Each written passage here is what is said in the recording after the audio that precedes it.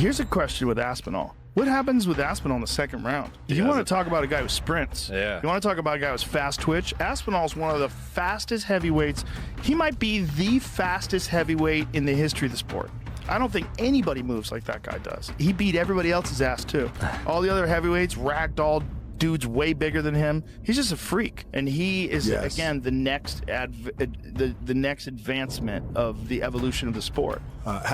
I recognise that Tom's got a bit of size advantage on Jon Jones, and some of the fights I've seen Jon Jones in, I'd find it very difficult to pick against him. But the size and like just the way you've just explained Tom Aspinall and the fact that he's a potential all-time great and he does everything well. I mean, if you're saying that, then it's obviously I'm taking that as read. That is and maybe there's a little bit. Everything. That guy's got elite jiu-jitsu. He's got elite takedowns. His striking is outstanding.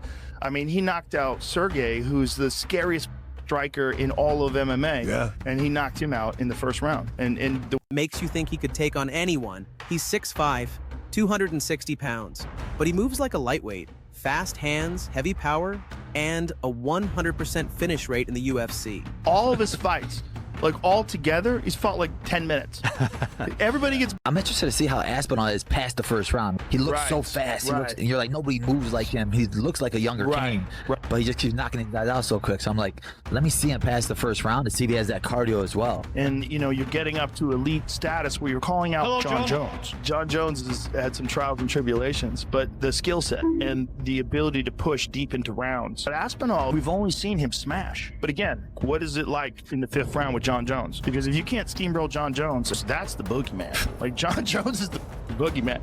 Who's next big heavyweight star? Tom Aspinall, the guy who just won the interim title. He's phenomenal, and he is again the next the next advancement of the evolution of the sport. How so? Well, because he can do everything. That guy's got elite jiu-jitsu. He's got elite takedowns. His striking is outstanding. I mean, he knocked out Sergey, who's the scariest fucking striker in all of MMA. And he knocked him out in the first round. And the way he did it was just picture perfect. And he did it with a fucked up back.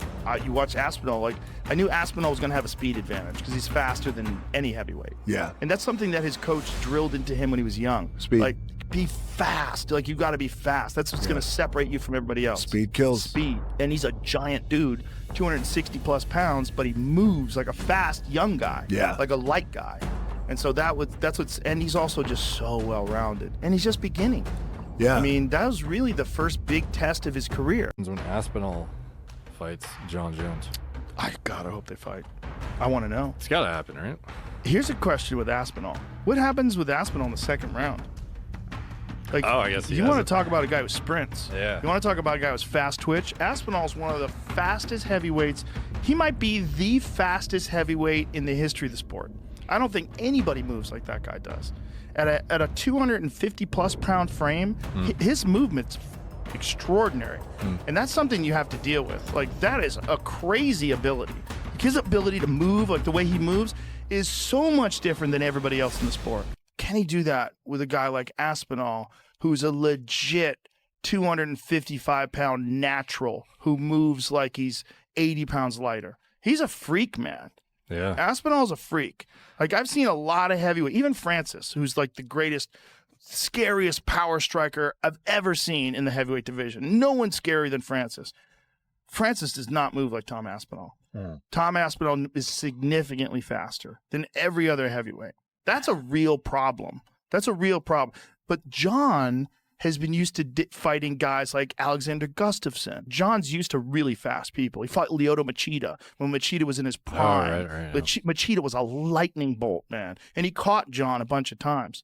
But then there's the thing of getting caught by Lyoto Machida is not like getting caught by 255-pound Tom Aspinall. Jon's gonna come back. He's gonna take the hardest fight of his career, who they say is the greatest heavyweight we've ever had. Ends up getting hurt, can't do the fight. Insert a gentleman, Sergey Pavlich. You then told Jon Jones that he would not fight Sergey Pavlich. In Sergey's very next fight, he went down to a British gentleman called Tom Aspinall. I mean, as sure as night follows day, Tom Aspinall is the guy. And Jon's looking around and going, hey, one thing at a time, and I got this thing. And while you guys are trying to pull me over in the Alex Pereira direction, direction and you're pulling him in the Tom direction, I can't let you succeed. After Jon fights Stipe, guys, he fights Tom Aspinall. Well, what if Stipe beats him? Go ahead and beat him. Stipe is sincerely retiring after this fight. So if Stipe beats Jon and we now have a vacated title, it's Jon versus Tom. If Jon gets over on Stipe, Tom, who's going to be sitting right there in the front row with his nice, beautiful, shiny belt, and Jon standing there talking to Joe Rogan with his nice, shiny belt. With Tom Aspinall, come on, man.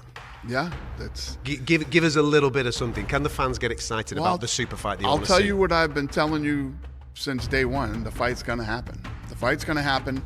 It's just a matter of when now, and getting it signed and done, and the fight will happen. Do you have a cut-off point in your mind of when to get that done? No, it's going to happen. It's done, but it's not done. If I had my choice, I think I would match Jon up differently. I would try to get him beat. I mean, we've been trying to get him beat for years. Can I jump in on one technicality, Demetrius? Let's just paint the scenario. Tom Aspinall's in the front row. He's the interim champion. Jon Jones and Stipe go fight. Jon Jones says, I'm not going to retire. And you've got interim champion versus undisputed champion. Wrong. And you got to look into the bylaws of government affairs. The interim champion can only exist when there is the absence of an undisputed champion. And therefore, the moment the bell rings for Jon Jones' next fight, there is no longer an interim champion. The moment the bell rings, the undisputed champion has returned, which means Tom Aspinall, sitting in the front row with his shiny belt, is stripped instantly. Wow, look at the case and dropping some fucking knowledge. It's pretty good though, right? And you're absolutely, for the people that care, they'll like that. Now that you and Jon Jones may never fight, could you bring him in to be a sparring partner? I don't know if we may never fight. I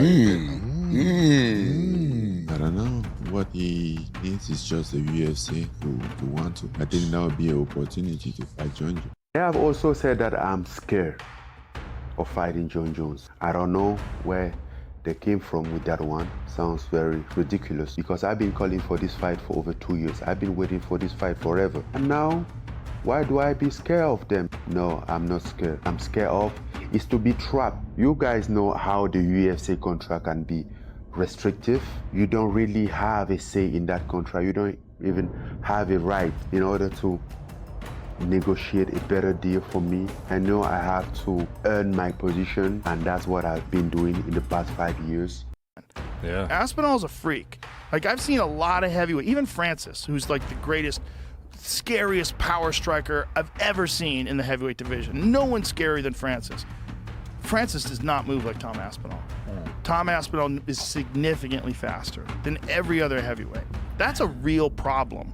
That's a real problem. But Jon has been used to fighting guys like Alexander Gustafsson, guys who are really fast at light heavyweight. So the speed is not going to be as much of an adjustment. Like, Jon's used to really fast people. He fought Lyoto Machida when Machida was in his prime. Machida was a lightning bolt, man. And he caught Jon a bunch of times.